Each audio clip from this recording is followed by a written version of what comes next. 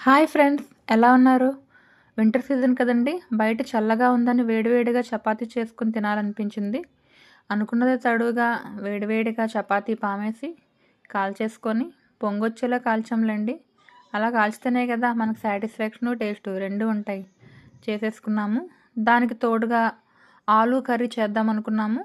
Aloo curry చేసేసి హ్యాపీగా తినేసాము.